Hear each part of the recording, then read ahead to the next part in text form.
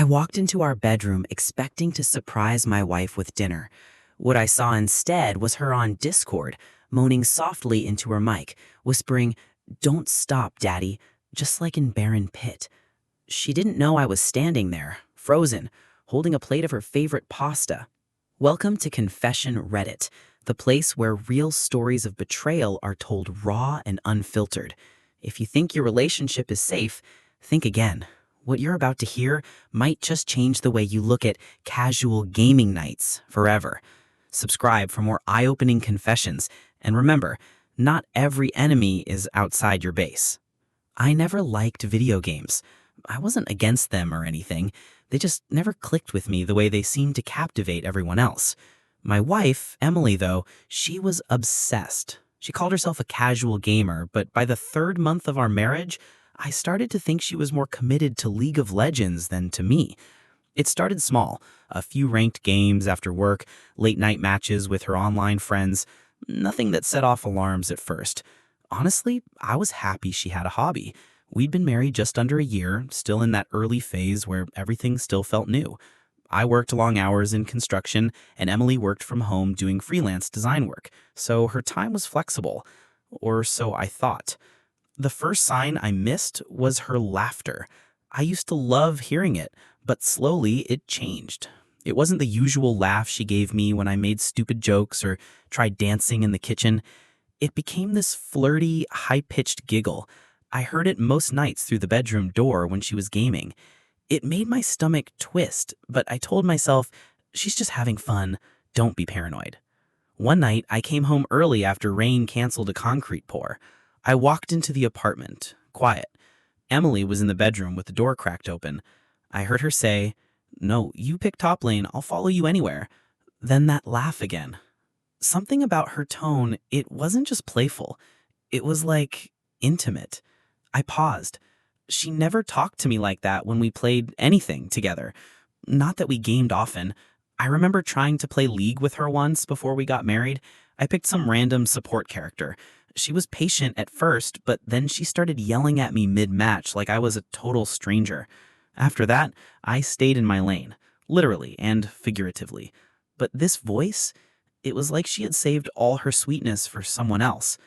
I went into the kitchen, trying not to let it get to me. I made pasta, her favorite, garlic butter shrimp fettuccine. I figured we could eat together, maybe reconnect. I walked back to the bedroom, plate in hand. And that's when it happened.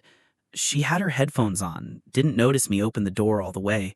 Her back was to me, hunched slightly, eyes locked on her monitor. The room was lit only by the screen. On Discord, I heard her say in a low, breathy voice, "You're so much better than him. I wish you were the one I was waking up to." I stood there, frozen. My heart didn't just sink, it shattered. I didn't say anything. I just backed away slowly, quietly. I put the plate on the dining table, sat down, and stared at the wall. That was the moment I realized I was losing her. No, I had already lost her.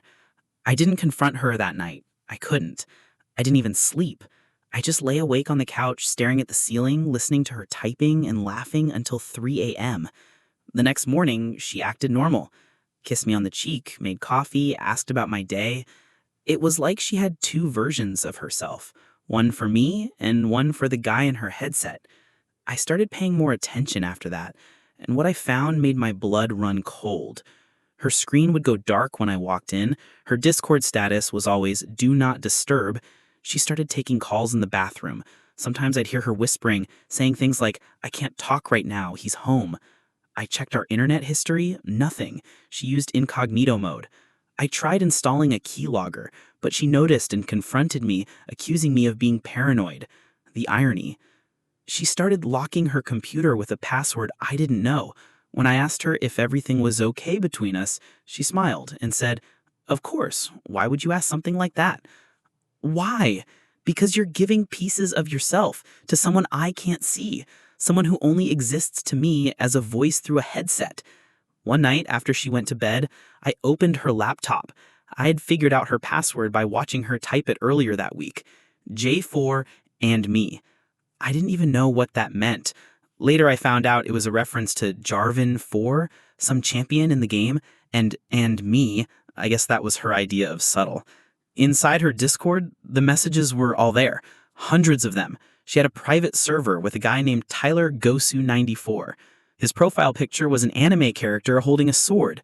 Their conversations were explicit.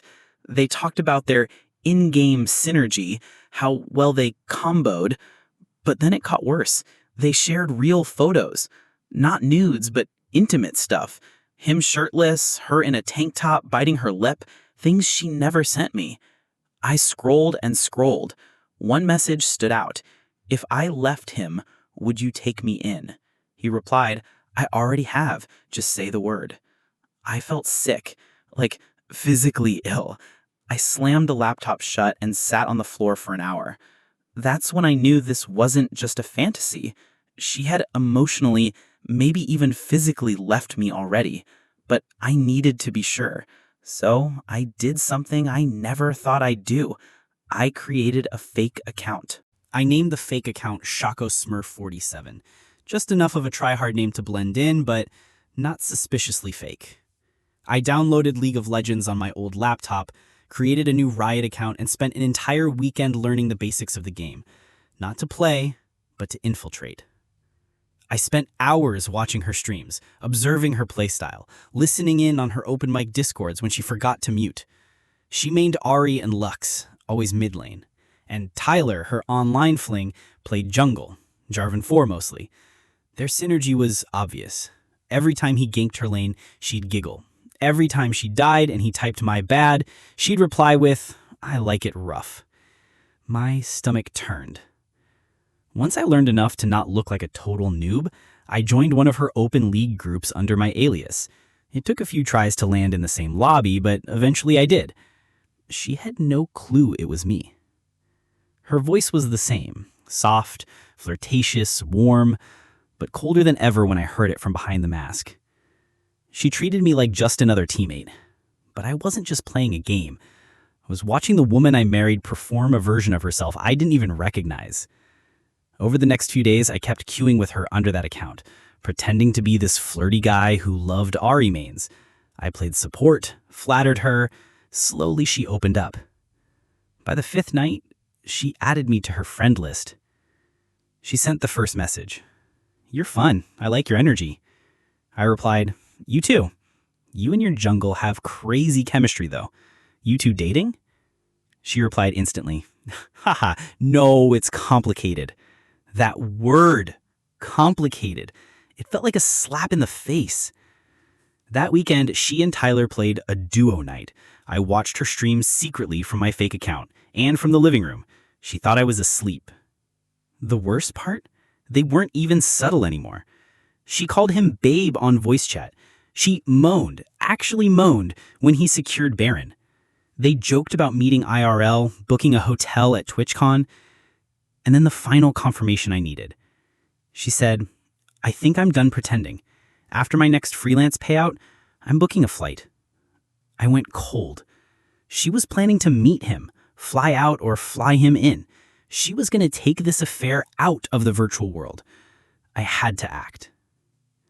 The next morning, I made her breakfast. Scrambled eggs, avocado toast, her usual. I asked about her night. She smiled and said, "Just games with the usual squad."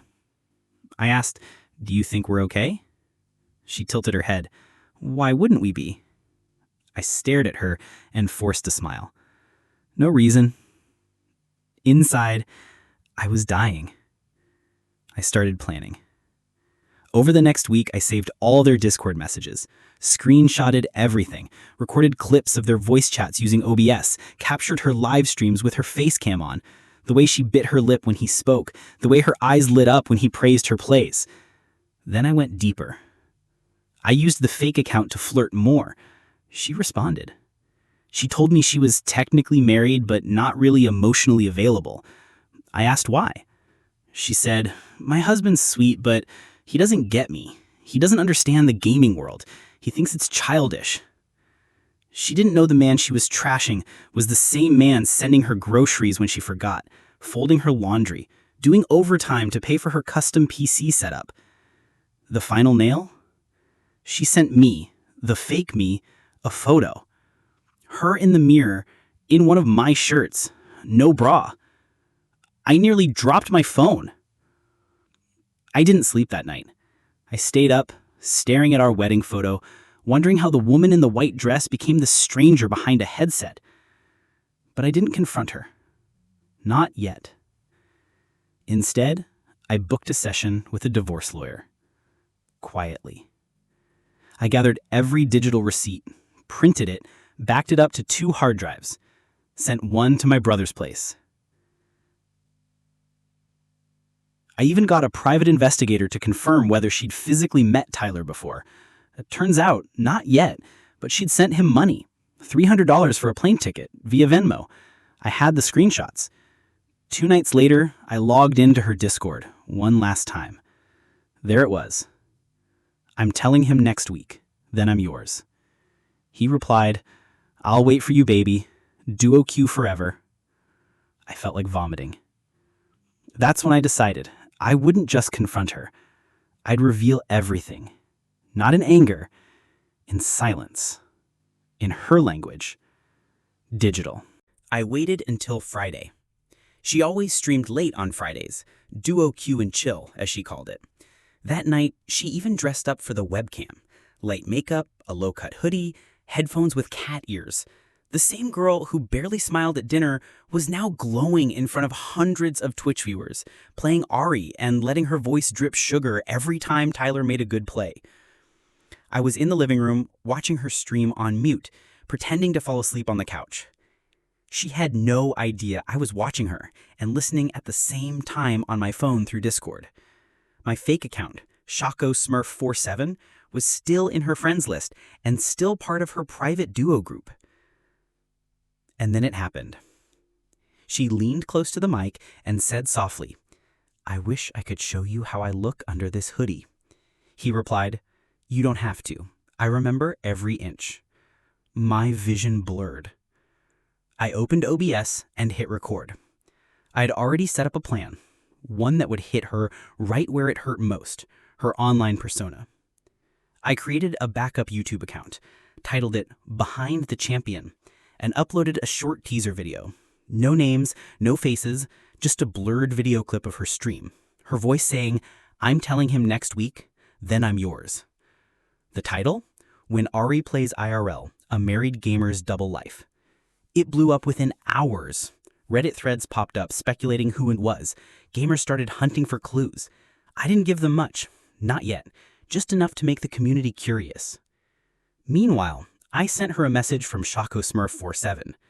You ever think your husband might be watching? She replied instantly. LOL, no way. He doesn't even know how to open Discord. I stared at the screen for a full minute. Then I typed, What if he's been queuing with you this whole time? Silence. A full 5 minutes passed, then a reply. Who are you? I didn't answer. Instead, I logged off. And from my real account, the man she married, I sent her an email. Subject line, proof. Inside, one Google Drive folder. Every screenshot, every chat log, every selfie, every clip of her saying, You're better than him. No message, just the link. I heard her scream from the bedroom 5 minutes later. I didn't move. She came storming out of the room, laptop in hand, eyes wide with panic. Did you hack me? I looked at her calmly. No, I watched you. She blinked, shaking. I can explain. It was just flirting, just a fantasy. I cut her off. You sent him money. You planned to meet him. You called me your roommate on stream. She didn't deny it. She just crumbled to the floor, shaking. Tears came. Of course they did. She started begging, apologizing, saying she was lost, that she didn't feel seen, that she thought I didn't care about her passions, that she just wanted connection. I stared at her for a long time and said, I gave you a home. I gave you love. I didn't think I had to give you a goddamn Baron Steel too. That night, I slept in my truck. The next morning, she was gone. Her PC gone, her clothes gone. A note on the kitchen table said, I'm sorry, I'm not strong enough to face you. I'll stay with my sister. Please don't ruin me publicly. But I wasn't done. The video I uploaded the night before had hit 600,000 views. The gaming subreddit exploded. People had narrowed it down to a few female streamers based on voice and playstyle. Emily's name came up fast. She called me crying 3 days later, begged me to delete the videos, said she'd do anything. I told her, the videos aren't for revenge. They're for the record. She said, but they'll ruin me. I replied, you ruined yourself. I didn't post her name. I didn't expose her face. But the internet did what it does. People figured it out. Her Twitch was suspended within a week. Tyler blocked her. Her Discord group deleted. Sponsors gone. She messaged me from a burner account. You win. I have nothing. I typed, then erased, then finally sent. Good. Now maybe you'll understand what it feels like. I filed for divorce the next morning. People say online affairs aren't real, that it's just words, just pixels, just games. But what she did broke something deeper than cheating. She created a whole new version of herself. Someone who lived in a world I wasn't allowed to enter. Someone who only existed when I wasn't watching. And in that world, she had already deleted me. The apartment felt like a tomb after she left. Empty hangers, quiet nights, the faint outline of her desk still impressed into the carpet. At first, I thought I'd feel relief, some kind of freedom, but I didn't. I felt hollow, like someone had unplugged the controller and left the game running. I didn't tell anyone right away, not my parents, not my coworkers. I just said Emily had gone to visit her sister for a while. That lie bought me a few weeks of peace, until the gossip started. Her Twitch followers posted speculations on Twitter. Some guessed she was exposed by her husband. A few even celebrated. One guy said karma for cheating on a blue-collar husband who bought her a PC. That stung, not because it was wrong, but because it was true. Then my brother Josh called. You good, man? I paused. Defined good. Her name's all over Reddit. Something about Discord cheating and Jarvan 4. Bro, what the hell happened? So I told him. He didn't say anything for a long time. Then he said, I always thought he talked weird about that game. Like, too intense. Obsessive. I laughed, the kind of bitter laugh that chokes halfway up your throat. Yeah, well, turns out ranked mode wasn't the only thing she was grinding. After that call, it got harder to keep the truth hidden. Her parents reached out asking if I'd seen her. I didn't answer.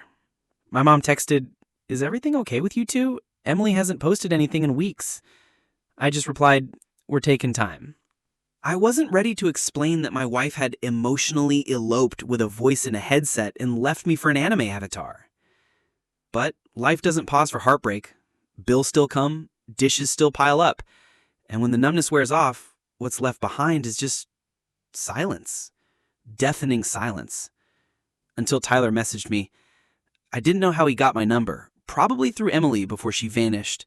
His text read, Hey, I didn't know she was married, I swear. Can we talk? My pulse jumped. I almost threw my phone. But then I thought, talk? Why would he want to talk? I didn't reply. He sent another. I thought it was just role play. I didn't know it was real life. I still didn't answer. Then 2 days later, he showed up at my work site. When I was loading rebar into the back of a flatbed when I saw a skinny guy in joggers and a KDA hoodie walking toward me. His hair was bleached blonde, and he had that soft, tired look of someone who hadn't slept or touched grass in weeks. You're Kyle? He asked. I stared at him. And you're? Tyler. I dropped the rebar. You got some balls coming here, I said, stepping closer. He held up both hands. Wait, please, I'm not here to fight. I just needed to look you in the eyes. I didn't punch him. Not because he didn't deserve it, but because he looked broken. His eyes were red-shot, his hand shook, he smelled like coffee and sweat. I didn't know, man. She told me you were toxic, controlling, that you didn't care about her dreams. I folded my arms. And that made it okay? No, he said quickly. I was wrong. I got caught up in it. She said we were just soulmates who met too late. I almost laughed. Soulmates? You mean the girl who called me dead weight in your DMs? He flinched. She said that? She said a lot of things. I have screenshots. He looked away, ashamed. She ghosted me too. After everything blew up, she said I ruined her life, blocked me. I blinked. That I didn't expect. You're telling me she cut you off too? Yeah, he said hollow. Said I used her. Said I betrayed her. Man, I thought I was gonna move here, start something real. That's when I realized he was just another pawn. Just like me. She had played him, too. We stood there in silence, two strangers connected by one woman and 1,000 lies. Finally, he said, I just wanted to say sorry for real. If I had known... I nodded slowly. Yeah, me too. And then, like that, he left. No drama, no fight. Just two guys who got burned by the same match. Later that night, I checked Emily's socials. All gone. Deleted. No Twitter, no Twitch, no Discord status. Vanished. I called her once, just to see. Straight to voicemail. I never thought I'd say this, but part of me missed her. Not the real her, but the version of her I thought I knew. The girl who used to sit cross-legged on our couch, eating popcorn and watching horror movies.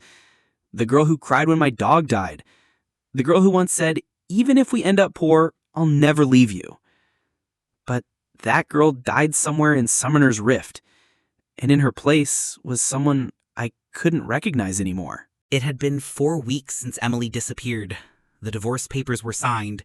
She didn't contest anything.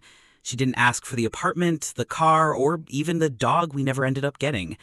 It was like she was in a hurry to erase me, like hitting the uninstall button on a game she got bored with. I thought that would be the end of it. But closure doesn't come in neat packages.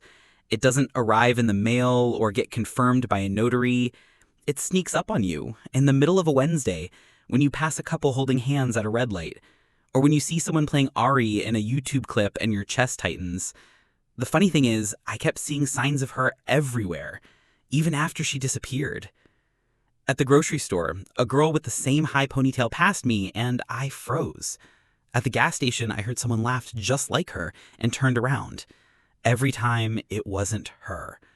And then, it was. I was grabbing coffee before work, standing in line half asleep, when I heard her voice. I turned. She was there.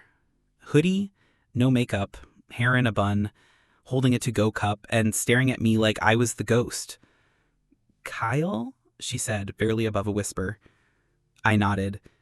Emily. The silence between us wasn't awkward. It was loaded. Like a server that hadn't been cleared, full of data no one wanted to face. She stepped closer. Can we talk? I should have walked away, but I didn't. We sat at a table in the corner.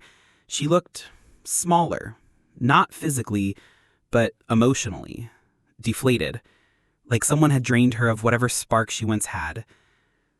I've been living with my sister. She thinks I went crazy. I sipped my coffee. Did you? She gave a weak smile. Feels like it. We sat in silence again. Then she said, I just wanted to say I'm sorry. Really sorry. For everything. I didn't reply. She went on, I thought I was escaping something, but all I did was run into a different kind of prison. The internet is louder than I thought. Colder, too. I looked at her. So what now? She looked down. I don't know. There it was. The honesty I never got before. The truth. Raw and vulnerable. But it was too late. I stood up. Take care of yourself, Emily. She grabbed my wrist gently. Wait. I froze. She was offered a job. An agency saw my design portfolio. They don't care about the Twitch stuff. I'd be moving to Seattle. I nodded slowly. That's good. Fresh start. She hesitated. I didn't want to leave without saying something. I pulled my hand away. You already did. You just didn't say it with words. And with that, I walked out. That night, I got a text from a number I didn't recognize. I meant it. I'm sorry, But if you ever need anything, even just someone to talk to, I'm here." I stared at the screen for a long time. Then I blocked the number. It wasn't anger. It wasn't hate. It was peace. Real peace. Not the kind you chase in someone else's arms. The kind you earn when you finally stop looking for answers in a place that never had any. The kind that comes when you realize some games aren't meant to be won. They're meant to be uninstalled. Life didn't change overnight. There was no grand epiphany, no montage of me hitting the gym, smiling in the mirror, or deleting sad playlists. Healing was slower than I expected. Some days I felt strong. Other days I caught myself hovering over her old Twitch channel even though it was gone. But pain, like rust, fades if you stop feeding it. I threw myself into work, started picking up side gigs, repaired a busted porch for a neighbor down the street, helped an old vet replace a leaky roof. The labor was brutal, but it was honest, and every nail I drove into wood was like therapy I didn't need to explain. I deleted League of Legends from my laptop. I also deleted the fake Discord account, ShacoSmurf47, and everything connected to that version of myself. I didn't want to be that guy anymore. Not the broken husband, not the silent stalker, not the revenge mastermind. Just Kyle. Just me. It wasn't until midsummer that I met someone new. Her name was Claire. She was a barista at the same coffee shop where I'd last seen Emily. At first I avoided eye contact, not wanting to go through anything messy again. But one day she smiled and said, "You always order black coffee and never say a word. What's your story?" I laughed. It had been months since someone asked me that without an agenda. We talked, first about coffee, then books, then music, then life. Turns out she had her own scars. A fiancé who left her 2 weeks before the wedding. She called it her boss battle phase. Said she beat it solo and got the XP boost to prove it. We didn't rush anything. No midnight texts or candlelight dinners. We started as friends. Sometimes she'd stop by the job site and bring iced coffee. Sometimes I'd fix little things in her apartment, a wobbly cabinet or a broken window lock. She didn't play video games. I liked that. One evening we were sitting on her balcony sharing a six-pack when she asked, "Do you ever miss her?" It caught me off guard. No one had asked that. Not even me. I stared at the skyline for a moment. Sometimes, but not really her, just the version I thought she was. Claire nodded slowly. "Yeah. It's weird grieving someone who's still alive." We sat in silence, and I felt something I hadn't in a long time. Not passion, not pain. Peace.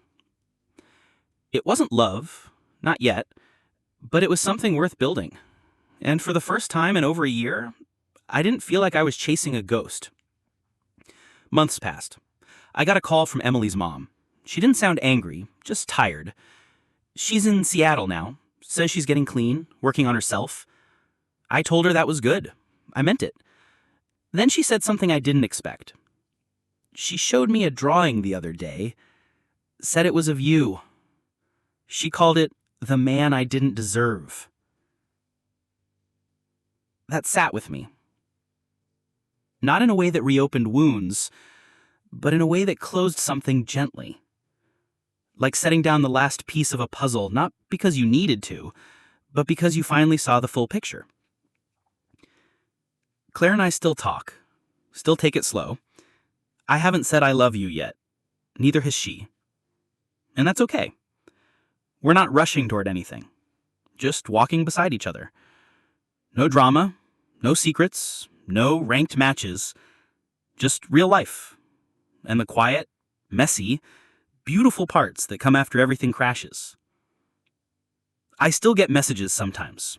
People who saw the viral clip pieced it all together. They ask, "Was that really your wife?" Or, "Did you ever forgive her?" I never respond. Because the truth is simple. Some people are bosses you weren't meant to defeat. Some levels were designed to break you. But if you survive, you never go back to the tutorial. Autumn rolled in quiet. The air turned crisp. Leaves turned red gold. Construction work slowed. Mornings started later, and nights came faster. Claire and I had fallen into a rhythm. Not a relationship, not exactly, but something stable, gentle. She never asked for more than I could give, and for that I gave her more than I thought I had left. One Saturday afternoon, we were walking through a farmer's market when my phone buzzed. An email. From Emily. Subject, one last thing. I stopped walking. Claire looked at me. Everything okay? I nodded, though I wasn't sure. Later that night, alone in my apartment, I opened it. Hi, Kyle. I'm sorry to bother you. I know you've moved on. I'm not writing to ask for forgiveness or pity. I've been in therapy. I've been trying to understand why I became that person. I'm not proud of what I did. I've lost friends, opportunities, even parts of myself I can't get back. But I wanted to say one last thing, and then I'll never contact you again. You were the only person who ever really saw me, and I looked away. I thought I needed adventure, excitement. But what I needed was stability. And you gave that every day, quietly, patiently, and without asking for anything back. I didn't deserve you, and I hope one day someone will make you feel as safe as you made me feel before I broke it. Thank you for being good to me, even when I didn't deserve it. Emily. I sat with that for a long time. Not angry, not sad, just still. I didn't reply. I didn't need to. It wasn't closure she gave me. I already had that. What she gave me was perspective. A mirror to remind me I wasn't crazy for caring, for trusting, for loving someone who couldn't return it the same way. And in some twisted way, maybe that was her first honest gift. 2 weeks later, Claire asked me if I wanted to meet her parents. Not as her boyfriend, just as her favorite repair guy who also happens to bring great coffee. I said yes. They lived a couple towns over, retired teachers, warm, quirky, obsessed with their garden and old vinyl records. Her mom made this casserole that could have won awards. Her dad talked about jazz like it was a religion. At one point, while Claire and her mom were inside, her dad turned to me and said, "You're good for her, you know?" I don't say that lightly. I blinked. Why is that? She's calmer around you, steady. You don't chase attention, you just show up. That's rare. I smiled, suddenly remembering the words from Emily's email. You were the only person who ever really saw me. Maybe that's who I am, someone who sees, even when others look away. And maybe that's enough. One night, I found myself back on League, not to play, just to see. I created a new account. Random name, no intent, just curiosity. The game had updated. New maps, new champions. Same loading screen music. In the lobby, I saw someone named Ari Muse 87. Her bio said, soft support, healing RLL. It wasn't Emily. I knew that. But I smiled anyway. I hovered over the uninstall button again. This time, I clicked it. Not out of spite, out of peace. 6 months later, I moved. Not because I had to, just because I wanted a new space, a new start. The apartment had too many ghosts. Every corner had a memory, the wall where her gaming desk once stood, the shelf where we kept our tiny wedding photo, the couch I slept on the night I found out she'd emotionally left me for a voice on Discord. So I packed light, sold the furniture, donated the rest, moved into a small house on the edge of town. Quiet neighborhood, old trees, creaky floors that made it feel alive. Claire helped paint the walls. She chose pale blue for the bedroom and sage green for the kitchen, said it brought in calm and grounded energy. I didn't argue. I liked the way she talked about feelings like they were paint colors. She never pushed for more, never asked me to define us. We were just there. Two people sharing time. Peacefully. One night, as we were setting up bookshelves, she turned to me and asked, "Do you think people can change?" I paused, hammer in hand. "I think people can learn, but only if they want to." She nodded slowly. Yeah, that sounds right. Later, she kissed me. It wasn't fire or thunder. It was soft, sure, like a chapter ending not in climax but in quiet understanding. And I kissed her back. Not because I needed to feel wanted, but because I wanted her. Steady, kind, no headset between us. I don't think about Emily much anymore. Every once in a while, I'll hear someone talk about League or see someone in a hoodie with cat ears and it'll flicker in my mind. But it's faint, distant. I heard she moved again. Some design studio in Denver. Good for her. I hope she's healing, truly. I hope she's learned that games can be fun, but people aren't toys. That trust isn't a buff you farm, it's something earned every day. As for me, I'm not perfect. Some scars still itch. Sometimes I still doubt myself. But I've stopped trying to fix people who don't want to be fixed. And I've started building something better. Brick by brick, moment by moment. Not just with Claire, but with myself. The last time I opened League was just to uninstall it from an old flash drive. The login screen greeted me like an old friend I once loved, once hated, but finally outgrew. I smiled and closed the window. No final words, no dramatic goodbye. Just peace. And sometimes, that's the best kind of ending.